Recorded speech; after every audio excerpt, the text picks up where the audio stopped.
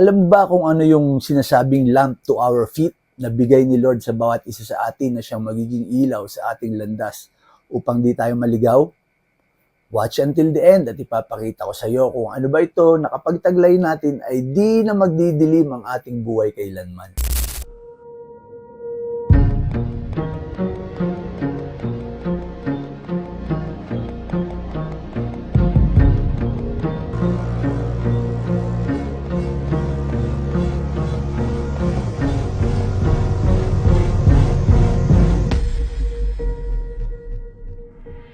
Ready ka na malaman kung ano itong handog ng Panginoon sa bawat isa sa atin para manatiling maliwanag ang ating buhay?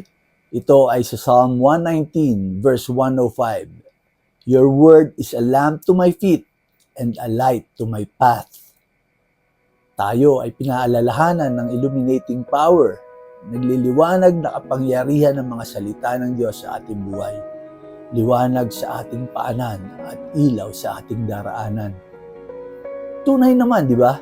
Kapag may salita ng Diyos sa ating puso, maalwa ng ating pakiramdam, di ba? Salita ng Panginoon na nagsisilbing gabay at wisdom dito sa pagtahak natin sa very complex na buhay sa mundo.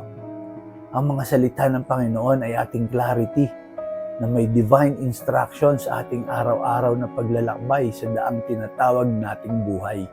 Makita natin sa verse na ito ang kahalagahan ng spiritual growth sa ating mga puso at kaluluwa through consistent engagement sa Biblia na katulad ng lampara na ginagamit para paliwanagin ang madilim na daan. Ang salita ng Panginoon ay nagliliwanag sa ating mga uncertainties, sa ating mga takot, sa ating mga desisyon. Pinapakita sa mga salita ng Panginoon ang mga pitfalls o yung mga nakatagong kapahamakan. Kaya't kung may tanim tayong salita ng Panginoon sa ating mga puso, ito ang siyang guidance natin sa ating buhay. Manalangin tayo kapatid, maaari kang yumukod o ipikit ang iyong mata. Aming Panginoon, salamat. Thank you for your word that guides us faithfully. Naway ma-cherish namin ang mga aral sa banal na Biblia at gamitin itong lamp upon our feet. Hanapin namin lagi ang iyong wisdom sa aming pagdedesisyon sa buhay at kami ay lumakad sa liwanag ng iyong katotohanan. Sa ngalan ni Jesus. Amen. Salamat kapatid. Kita ulit tayo bukas.